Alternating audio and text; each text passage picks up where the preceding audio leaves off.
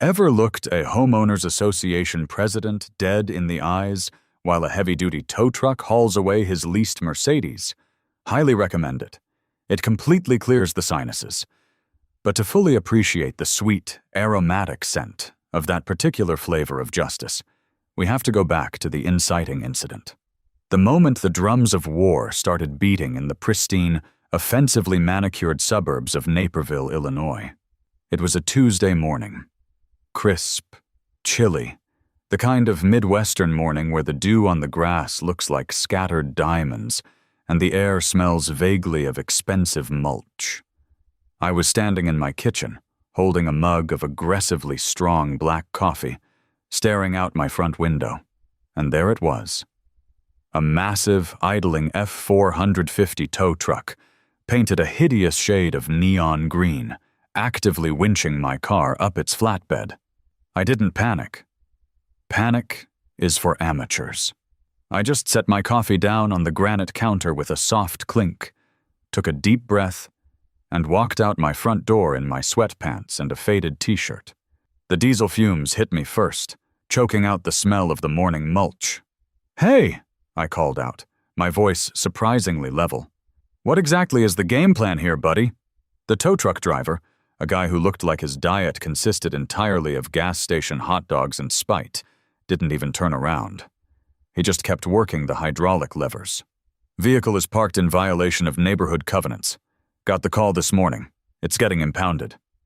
"I'm parked in my own driveway," I pointed out, gesturing to the car.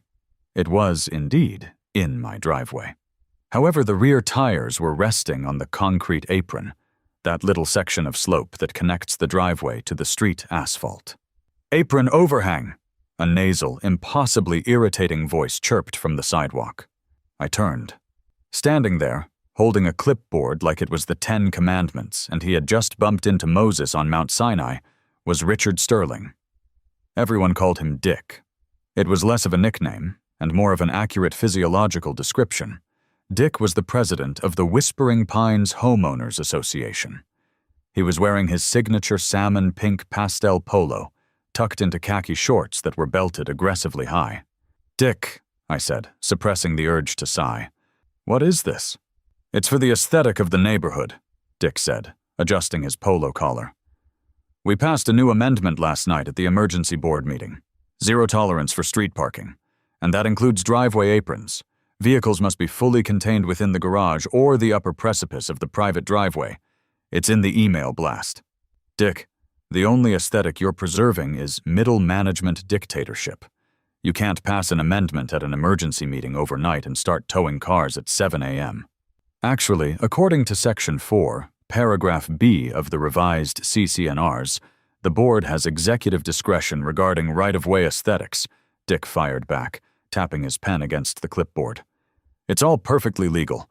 I suggest you call the impound lot. They charge a daily storage fee." I looked at Dick. Then I looked at the tow truck driver, who was now securing the chains over my front axles. Working from home as an independent contractor in media production means my schedule is highly flexible.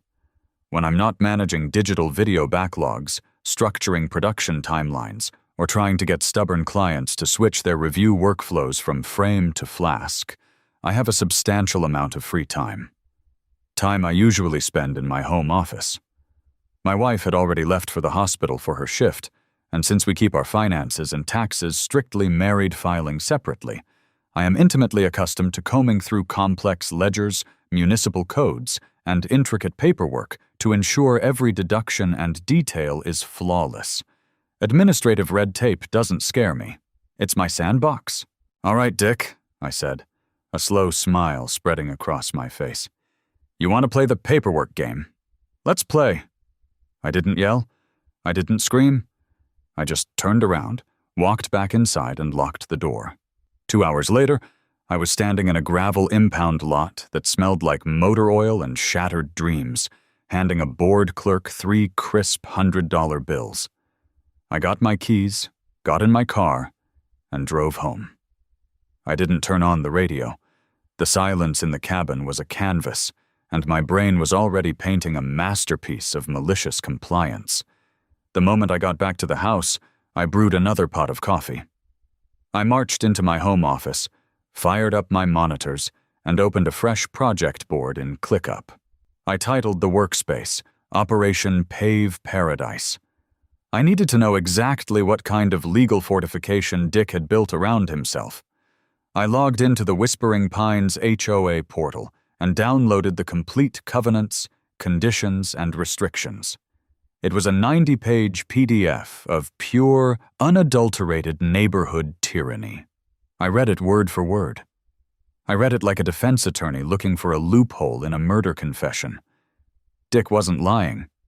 They had technically pushed through the parking ban using a vague emergency clause regarding neighborhood safety and unobstructed emergency vehicle access.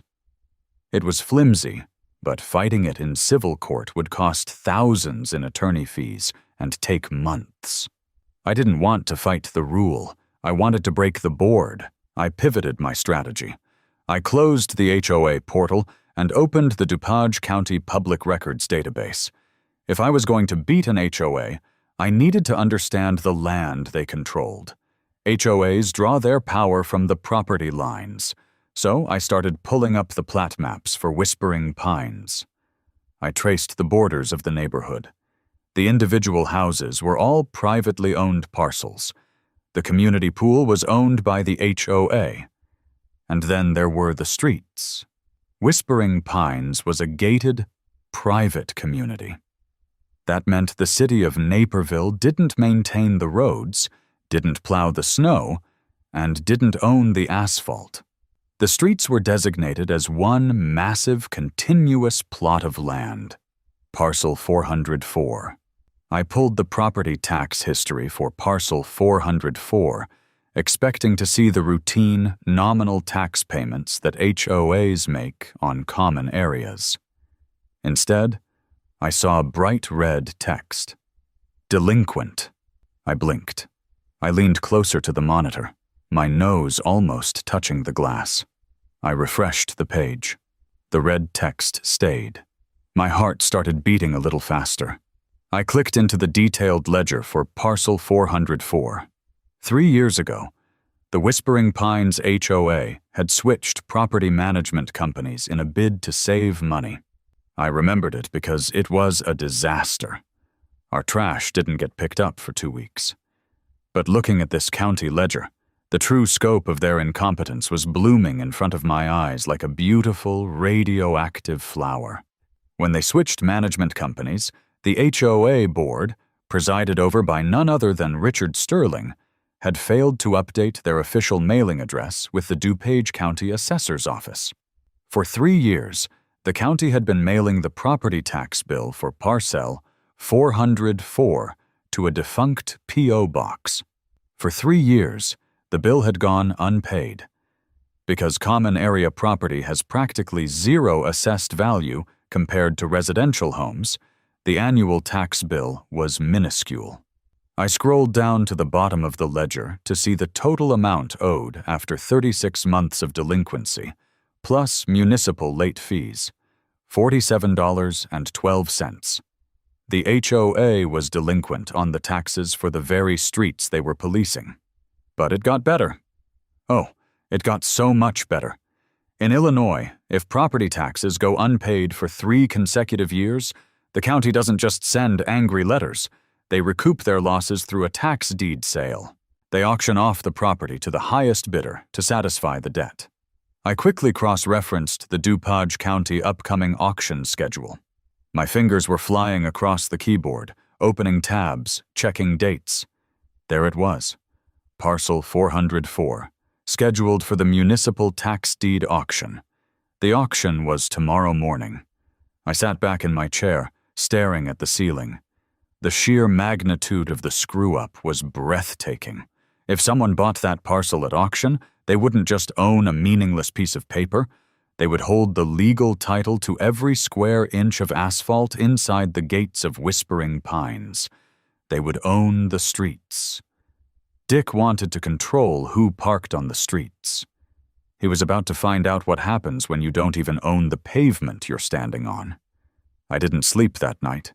I spent the hours organizing my finances, drafting a maximum bid strategy, and reading up on the specific statutes governing private road ownership, easements, and commercial tolling operations in the state of Illinois. The next morning, I drove down to the county courthouse in Wheaton. The building was a monument to drab, bureaucratic misery. Fluorescent lights buzzed overhead like dying insects. The air smelled of stale, burnt coffee, wet wool, and quiet desperation. I took a seat in the back of the auction room, a cavernous space filled with folding chairs and weary-looking real estate investors in cheap suits. The auctioneer, a man who spoke with the rapid-fire monotony of a malfunctioning metronome, started rattling off parcel numbers. Most of them were abandoned lots, condemned houses, or weird, unbuildable slivers of land behind strip malls. "Next up," the auctioneer droned, not even looking up from his podium. "Parcel 404, unincorporated private roadway, Naperville zoning district. Starting bid to satisfy the tax lien is $50. I raised my numbered paddle. 50. A guy in the front row, a known bottom feeder who bought up weird lots hoping to extort developers, lazily raised his paddle. 100. I didn't hesitate. 500. The guy in the front row turned around, squinting at me. He was trying to figure out if I knew something he didn't. He looked at his catalog, saw it was just a neighborhood street, and shrugged. He put his paddle down. 500 going once, the auctioneer said. Going twice. Sold to bidder number 42. I let out a breath I didn't realize I'd been holding. After the auction concluded, I walked up to the clerk's window to settle up and finalize the paperwork. The clerk, a middle-aged woman with thick glasses and a name tag that said Brenda, took my cashier's check and started typing my information into the terminal. She paused, frowned, and pushed her glasses up her nose. She looked at the screen, then looked at me. "Wait," Brenda said, her voice dropping to a whisper. "You just bought Whispering Pines Drive?" "I did," I said, offering a polite smile. "The whole thing? The loop, the cul-de-sacs, the entrance lane?" "Every inch of the asphalt, Brenda." She stared at me for a long moment. A slow, knowing smirk crept across her face. "You know you have to pay the back taxes, right? The whole $47. "I brought exact change for that part," I replied. "So, what are you going to do with it?" Brenda asked, stamping a massive red paid seal on the preliminary deed transfer document. "Think you should put a toll booth in?" I laughed, a genuine, joyful sound echoing in the dreary courthouse. "Brenda, I think I'm legally obligated to now." She slid the paperwork under the glass partition. "Have a nice day, sir. And good luck." The legal process in Illinois has a quiet period. The original owners technically have a small window to contest the sale, but they have to be notified. Because the HOA's address on file was still the defunct P.O. box, the county's certified notices bounced right back to the sender. The HOA had no idea. Dick was too busy measuring driveway aprons to realize the ground beneath his feet had literally shifted. 30 days later, the quiet period expired. The mail carrier dropped a thick, rigid cardboard envelope into my mailbox. I opened it at my kitchen island. Inside, emblazoned with the golden seal of DuPage County, was the finalized, irrevocable property deed for Parcel 404. I was officially the sovereign ruler of the road. Now, the real work began. Having the deed was one thing. Weaponizing it was another. If it was my private property, I had the absolute constitutional right to dictate its usage, manage its access, and monetize it, provided I didn't violate any pre-existing municipal utility easements. I wasn't going to stop the mail trucks, the garbage trucks, or emergency services. But private citizens? Commercial vehicles? Board members of the HOA? That was a different story entirely. I needed infrastructure. I called Bob. Bob was a local commercial contractor I'd met a few years back during a massive studio build-out project I was managing. He was gruff, built like a brick outhouse, possessed a beard that could hide small animals, and didn't ask unnecessary questions as long as the checks cleared. I met Bob at the entrance of Whispering Pines the following Tuesday at noon. I laid the county plat map on the hood of his truck and pointed to the exact property lines. "I need commercial-grade, automated parking barriers installed right here," I said, tapping the map. "One for the inbound lane, one for the outbound. Heavy duty, the kind they use at airport long-term parking, with automated toll cameras and a remote access interface." Bob scratched his beard, looking from the map to the quiet, gated entrance of the neighborhood. "You want me to drill into the street? To trap an HOA?" "Not trap," I corrected him. "Manage access to my private commercial enterprise. I own the road, Bob." I showed him the deed. He stared at the document, read the seal, and looked back at me.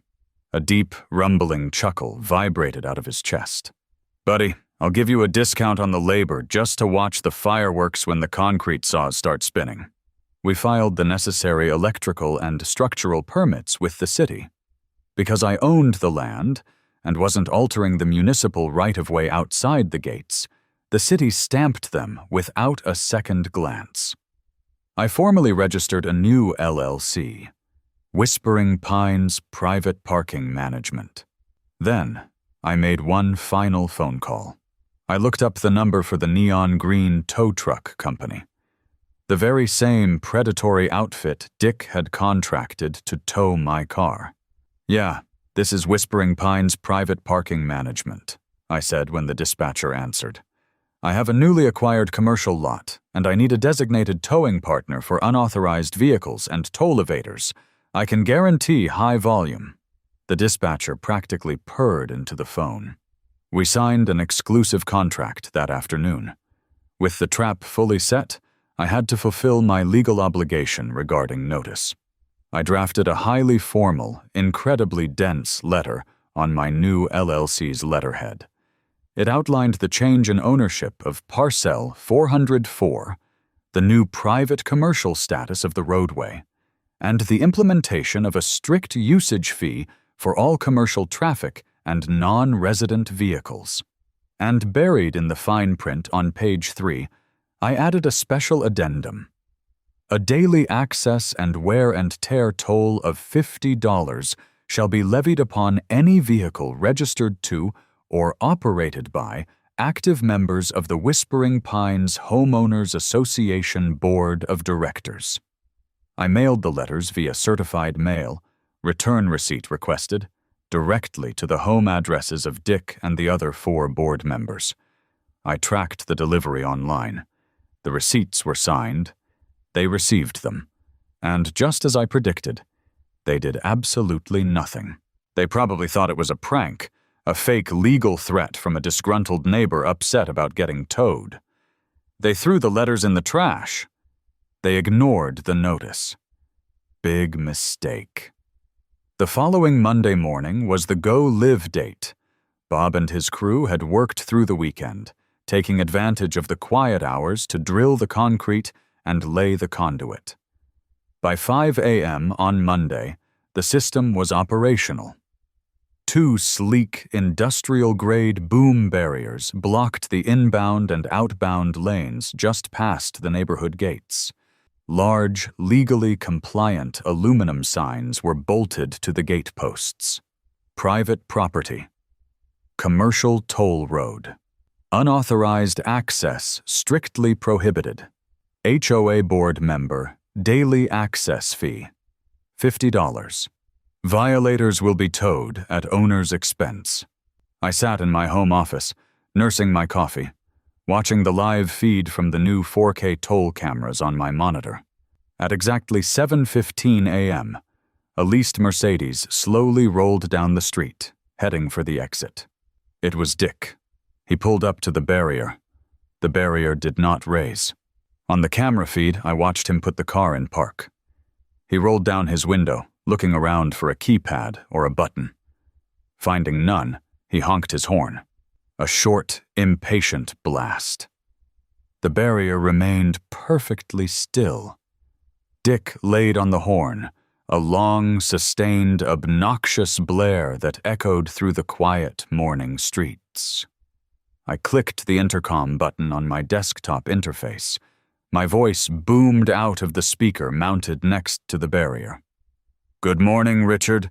Welcome to the Whispering Pines Private Toll Road. Please insert your credit card to pay the $50 daily access fee, or kindly reverse your vehicle off my property." Dick jumped in his seat. He threw the car door open and stepped out, his face rapidly cycling from confusion to a deep, dangerous shade of purple. He marched up to the camera. "Who is this? Open this gate immediately! You are blocking a public thoroughfare!" Dick screamed, spittle flying from his lips. "Actually, Dick, it's a private parcel," I replied through the speaker, keeping my tone exceptionally pleasant. "Parcel 404. I bought it at the county tax auction. You received the certified notice last week. Toll is $50. "I am calling the police!" Dick shrieked, pulling his phone out of his pocket with shaking hands. "You are going to jail!" "I highly encourage you to do that, Dick. In the meantime, you are loitering on a private commercial driveway. Move the car or pay the toll." He didn't move the car. He dialed 911, pacing back and forth in front of the barrier, gesturing wildly at the camera. I leaned back in my chair, took a sip of coffee, and waited. It took 15 minutes for the Naperville police to arrive.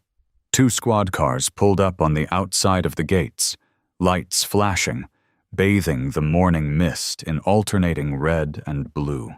2 officers stepped out, looking exasperated. They clearly expected to deal with 2 neighbors arguing over property lines or a loud dog. They did not expect to find the HOA president trapped inside his own neighborhood by a commercial toll barrier. I grabbed my folder of documents, the original deed, the plat map, the certified mail receipts, and the city permits, and walked down the street to meet them. By the time I got there, Dick was in full meltdown mode. "Arrest him!" Dick yelled, pointing a trembling finger at me as I approached. "He built a barricade. He's holding me hostage. This is false imprisonment." The older of the 2 officers held up a hand. "Okay, let's everybody take a breath and turn the volume down. Sir," he looked at me, "do you want to explain why you've blockaded the exit?" "Certainly, officer," I said calmly.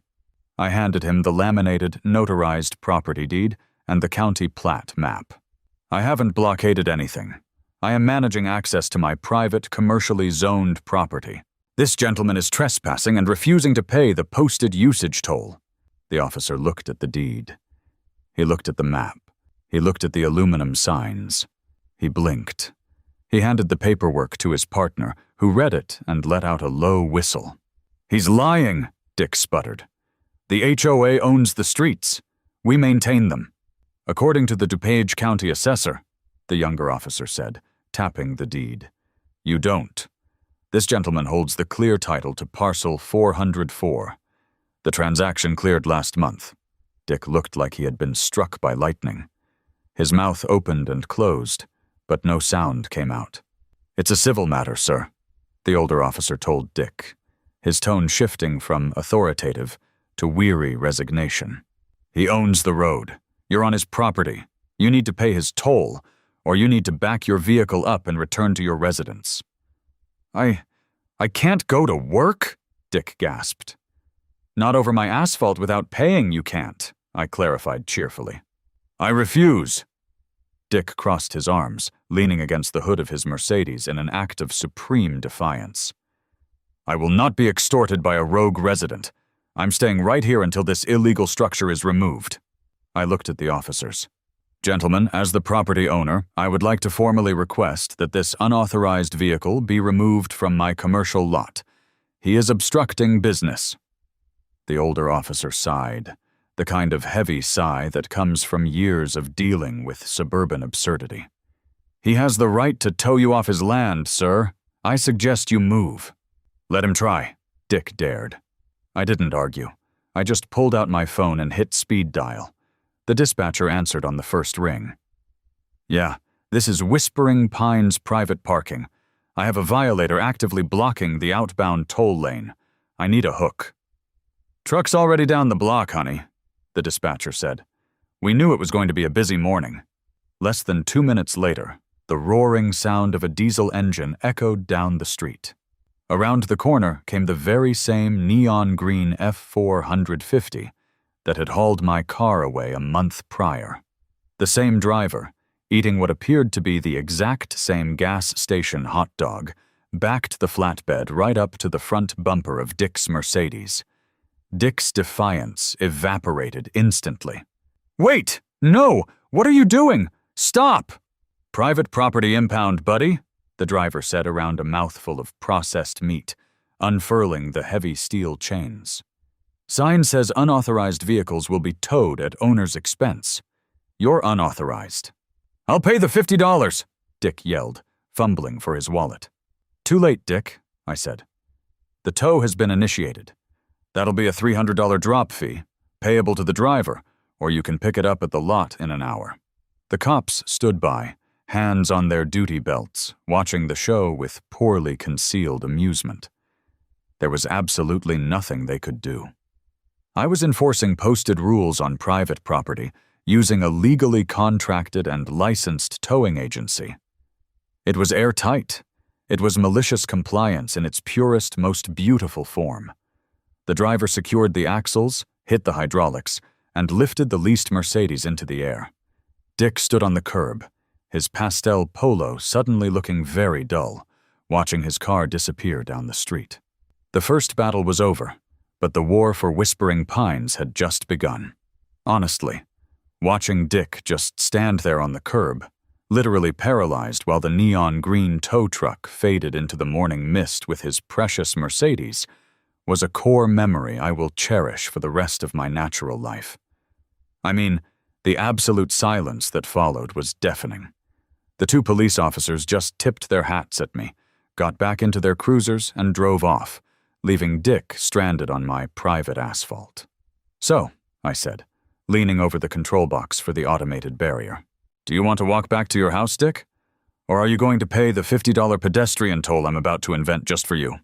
He didn't even yell this time. I think his brain had actually short-circuited. He just turned on his heel and started power-walking back up the street, his pastel pink polo practically vibrating with suppressed rage. I literally just stood there and laughed until my ribs hurt. But the morning was just getting started. You see, Whispering Pines has about 80 homes in it, which means rush hour is a real thing. Around 7:30, the first wave of normal residents started making their way down to the front gates to head to work. I had anticipated this, obviously. I'm not a monster. The automated license plate readers were already pre-programmed with a whitelist of every non-board member's vehicle in the neighborhood. The first person to pull up was Sarah from house number 12. She drives this massive silver SUV, and as she approached the new barriers, you could see the sheer panic on her face through the windshield. She stopped, staring at the toll signs. But before she could even reach for her window switch, the camera scanned her plate. The system recognized her as a non-combatant, and the barrier swung up smoothly with a cheerful little chime. I was standing by the control box, holding my coffee mug. I gave her a friendly wave. She rolled down her window as she rolled through. "What is happening?" Sarah yelled, looking completely bewildered. "New management, Sarah," I called back cheerfully. "Don't worry, residents park and drive for free. Have a great day at work." She drove off looking like she'd just hallucinated the entire interaction. But then, about 10 minutes later, a sleek black BMW rolled down the hill. It was Helen. Helen was the HOA treasurer, Dick's right-hand enforcer, and the woman who once tried to fine a teenager for drawing with sidewalk chalk because the colors were, quote, "not within the approved earth tone palette." Helen pulled up to the gate. The camera scanned her plate. The barrier did not move. Instead, the digital readout screen flashed in bright red letters, HOA board member, Access denied. Please pay $50 daily toll. Helen honked. She honked again. Then she rolled down her window and stuck her head out, her impeccably styled blonde bob perfectly framing her furious expression. "Open this gate right now," she screeched. "The scanner is broken." I strolled over to her window, taking a slow sip of my coffee. "Morning, Helen. Scanner's working perfectly, honestly. The toll for board members is $50. Cash or credit?" "Are you insane?" Helen gasped. "I am the treasurer of this association. You can't charge me a toll on my own street." "Actually, Helen, it's my street," I said, pulling a miniature laminated copy of the deed out of my back pocket and handing it to her. I literally had Bob print me 10 pocket-sized copies just for this exact scenario. Parcel 404 was auctioned off for delinquent taxes. Since you're the treasurer, you probably should have caught that the property tax on the common road hadn't been paid in 3 years. Anyway, I bought it. It's a private commercial road now. Helen stared at the little laminated card. All the color drained from her face.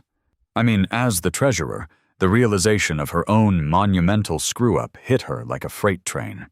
$50, Helen, I reminded her, tapping the hood of her BMW. Or you can back it up. I've got the tow truck on speed dial, and let me tell you, they are incredibly efficient today. Helen looked at me with pure, unfiltered hatred. She snatched her purse off the passenger seat, yanked out a credit card, and practically threw it at the automated kiosk. The machine beeped, the transaction was approved, and the barrier lifted. "This isn't over," she hissed as she hit the gas. "Have a blessed day," I shouted after her. By noon, the neighborhood was in absolute chaos. The Whispering Pines private Facebook group, which was usually just passive-aggressive posts about whose dog pooped where, had basically turned into a digital war zone. My phone was buzzing every 3 seconds with notifications. People were posting pictures of the gates. People were posting pictures of the signs. Someone had actually filmed Dick's car getting towed and uploaded it with the Titanic theme song playing in the background. It was honestly the most beautiful piece of cinema I have ever seen. The delivery trucks were another hilarious hurdle. Like I said in the letters, commercial traffic was subject to a fee. When the Amazon guy pulled up, the barrier stopped him. The intercom buzzed my office. Delivery for 42 Whispering Pines?" the driver said. "Hey, man," I said through the mic. "This is a private toll road now. Commercial access is $20. "I ain't paying $20, the driver laughed. "I don't care. I'll just mark it undeliverable due to blocked access." Wait, I said. "Whose package is it?" Richard Sterling," I smiled. "Tell you what. Leave the package right there on the grass next to the gate. I'll make sure he gets it." The driver dropped the box over the fence, gave a thumbs up to the camera, and drove away. I walked down, picked up Dick's package, which turned out to be a bulk order of fancy espresso pods, and wrote a big Sharpie note on it. "Pickup at toll booth. Storage fee, $5. By 6 o'clock that evening, the tension in the neighborhood had reached a boiling point. The HOA board had panic-called an emergency town hall meeting at the community clubhouse. The clubhouse was technically on parcel 405, which was still owned by the HOA. But to get to parcel 405, you had to drive or walk across parcel 404. My parcel. I decided to attend. I mean, I wasn't just the owner of the road. I was still a homeowner in the neighborhood. I had every right to be there. When I walked through the double doors of the clubhouse, the room went completely silent. It was literally like a scene out of an old Western movie when the outlaw walks into the saloon. There were about 60 residents crammed into folding chairs, and the 5 members of the HOA board were sitting behind a long folding table at the front, looking like they were facing a firing squad. Dick was in the center, and he looked awful. He had changed out of his pink polo into a wrinkled button-down. His hair was a mess, and he looked like he had aged 10 years since that morning. Helen was sitting next to him, furiously typing on a laptop. I casually strolled to the very back of the room, leaned against the wall, and crossed my arms. "Let the record show," Dick started, his voice cracking slightly into the microphone, "that this emergency meeting of the Whispering Pines Homeowners Association is now called to order." Immediately, a guy named Gary from down the street stood up. "Yeah, Dick, let the record show that my landscapers couldn't get in today because they didn't want to pay a $50 commercial toll to cut my grass. What the hell is going on?" "Order," Dick squeaked, banging a little wooden gavel. "We are handling the situation. We are victims of an illegal rogue land grab by a disgruntled resident." He pointed a shaking finger at me. Everyone turned to look at me. I just offered a small, polite wave. "It's not illegal, Dick," I said loudly, projecting my voice over the murmurs. "It's called a tax deed sale. The county auctioned off the street because Helen here forgot to pay the property taxes for 3 years straight." The room erupted. Everyone turned their fury from me to Helen. "3 years?" Gary shouted. "What are we paying monthly dues for if you aren't paying the taxes?" "It was a clerical error," Helen yelled into her microphone, her face flushing bright red.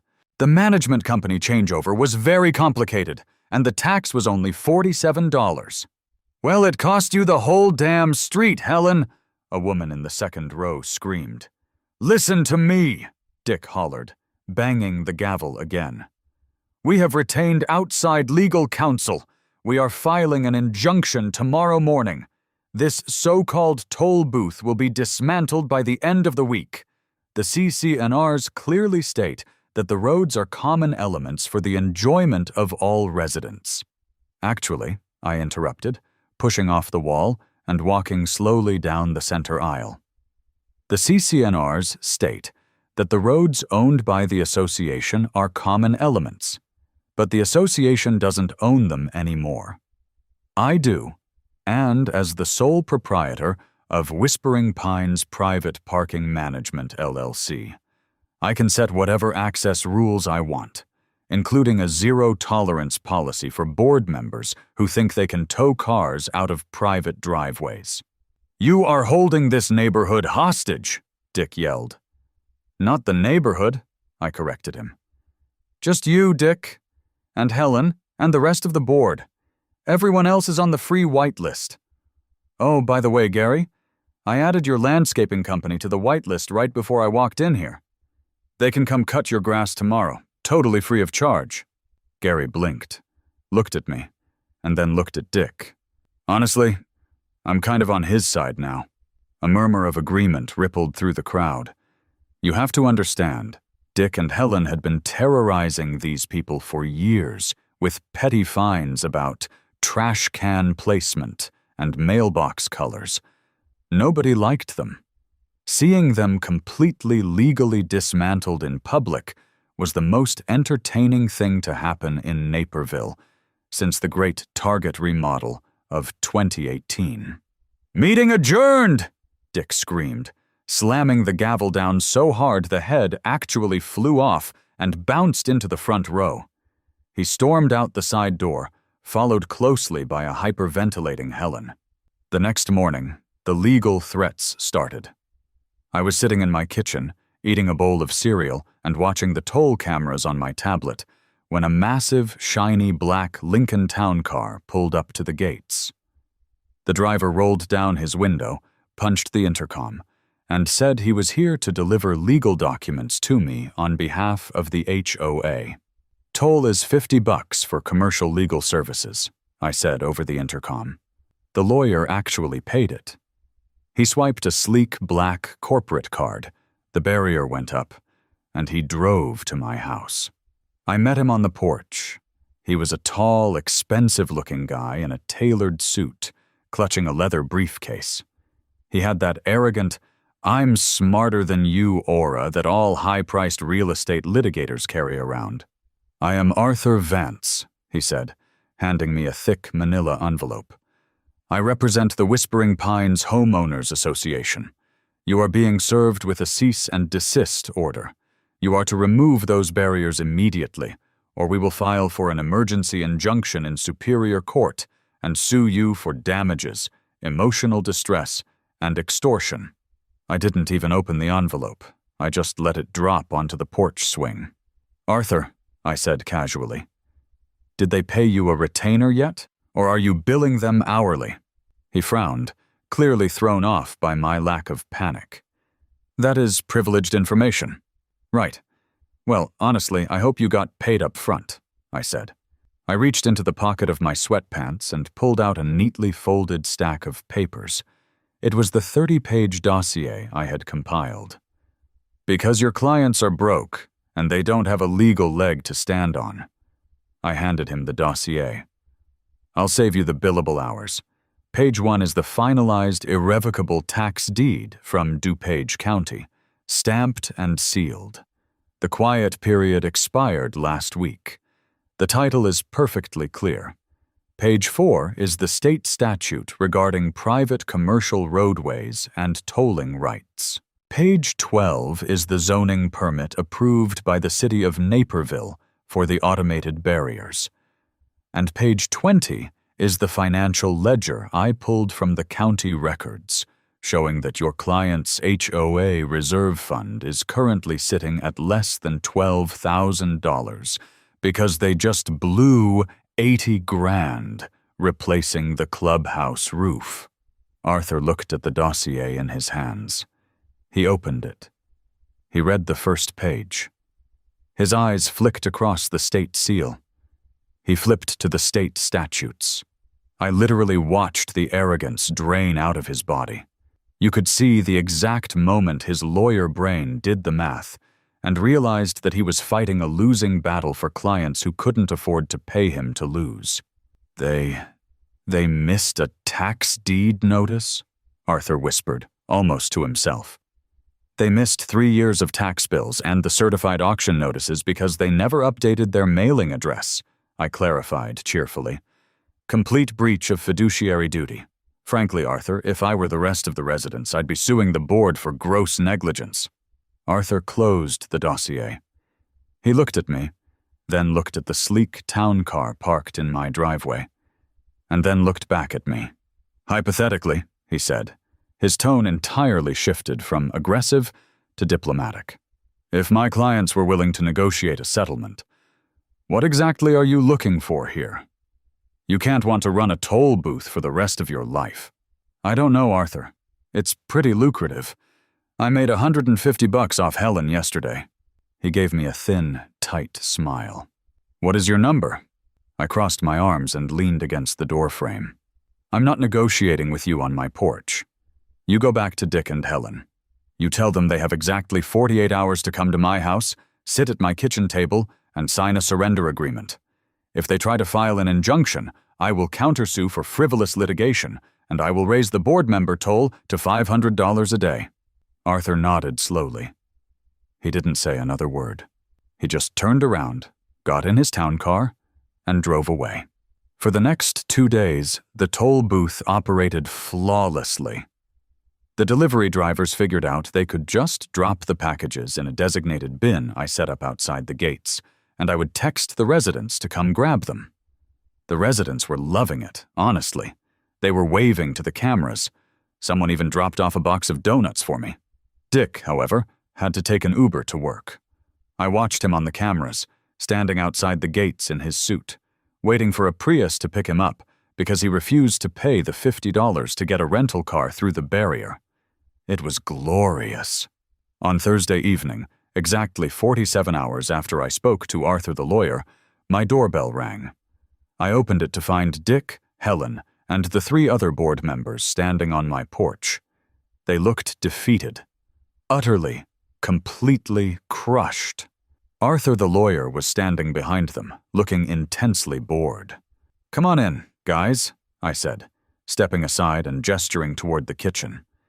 "Can I get anyone a water, a coffee, a $50 access pass?" Nobody laughed.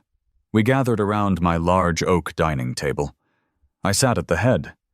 Dick sat at the opposite end, refusing to make eye contact with me. "All right," I said, folding my hands on the table. "Let's get down to business. Arthur, I assume you explained the legal reality of the situation to your clients? I have advised my clients that contesting the tax deed in court would be highly risky, prohibitively expensive, and ultimately unlikely to succeed," Arthur said smoothly in his lawyer voice. "Great," I said. I slid a manila folder across the table toward Dick. "Here are my terms for selling parcel 404 back to the Whispering Pines Homeowners Association." Dick opened the folder with shaking hands. Helen leaned over to read it, her eyes widening. $50,000? Dick choked out. "Are you out of your mind? The HOA doesn't have $50,000 in the reserves." "I know you don't," I said calmly. "You have about 12 grand, which means you are going to have to pass a special assessment on yourselves, the board members, to cover the difference, because I guarantee you, if you try to stick the rest of the neighborhood with a $50,000 bill because of your incompetence, they will literally riot and recall every single one of you." That's extortion," Helen gasped. "No, Helen, it's real estate. I bought a commercial asset for $1,200 and I am selling it for $50,000. It's called flipping. You should watch HGTV sometime." "We won't pay it," Dick growled, his face turning red again. "Okay," I shrugged, reaching over to pull the folder back. "Then the toll goes up to $100 a day starting tomorrow. And I'm going to start renting out the extra curb space on the streets to long-term RV storage. I hear people pay top dollar to park their Winnebagos in secure, gated communities."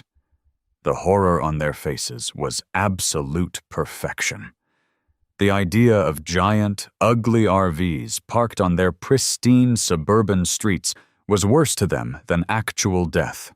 "Wait," Arthur intervened, putting a hand on Dick's shoulder. "Read the rest of the terms, Richard." Dick swallowed hard and kept reading. "Item 2, I narrated for the room. The Whispering Pines HOA will grant a permanent, irrevocable easement to my specific property address. This easement will state that my property, including my driveway and any vehicles parked on it or the adjacent apron, is permanently immune from any and all HOA parking regulations, present or future. You cannot tow me. You cannot fine me. You cannot even look at my cars funny." Dick's jaw was practically on the floor. "And item 3, I leaned forward, resting my elbows on the table, looking dead into Dick's eyes. "Richard Sterling and Helen Vance will resign from the HOA Board of Directors, effective immediately upon the signing of this document. And you are barred from running for any board position in this neighborhood for the rest of your natural lives." Silence fell over the dining room. The 3 other board members, people who had mostly just been along for the ride and were terrified of the legal liability, were nodding frantically. "I think we should take the deal, Dick," one of them whispered. "I am the president of this association," Dick hissed. "You're the president of an association that doesn't own its own streets," I reminded him. "You've got no leverage here, man. You tried to tow my car to prove a point about power. Well, this is what real power looks like. It looks like paperwork, Dick. It looks like reading the fine print." Dick stared at the contract. He looked at Arthur, who just gave him a grim nod. Then, slowly, painfully, Dick picked up the pen resting on top of the folder. He signed his name. Then he pushed the folder to Helen, who burst into tears, and signed hers. Within 10 minutes, the entire board had signed the surrender agreement. "Pleasure doing business with you," I said, standing up and collecting the documents. "Arthur, I expect the wire transfer to hit my LLC's account by close of business tomorrow. Once the funds clear, I'll sign the deed transfer and power down the barriers." They filed out of my house like a funeral procession. Dick didn't say a single word. He just walked down my driveway, looking at the concrete apron where my car had been parked just a few weeks prior, and kept walking. The next afternoon, my bank app chimed with a notification. A wire transfer for $50,000 had successfully posted to my account. I grabbed my keys, walked down to the entrance gates, and opened the control boxes for the automated barriers. I flipped the main breaker switches. The digital toll screens went dark. I used a specialized locking pin to lock the boom arms in the permanent up position. Bob and his crew would come by next week to rip them out of the concrete, but for now, the road was open. I took the aluminum toll signs down, tucked them under my arm, and walked back up the street. The neighborhood went back to normal, but it was a better kind of normal. Gary, the landscaper guy, took over as the new interim HOA president, and his first act was to repeal the ridiculous emergency parking amendment. Dick and Helen practically became recluses, hiding in their houses, terrified of the glares they got from the neighbors who found out they had to empty their personal savings to buy the streets back. And me? I parked my car right on the driveway apron every single day, and nobody ever said a damn word about it. Anyway, let's see how this plays out for the next overstepping HOA that decides to mess with the wrong homeowner. Remember, folks, always read your CC&Rs, always check the county tax ledgers, and never, ever underestimate the sheer destructive power of malicious compliance. I'm taking my 50 grand and going on a very long, very petty vacation. Have fun with this one. It's a ride.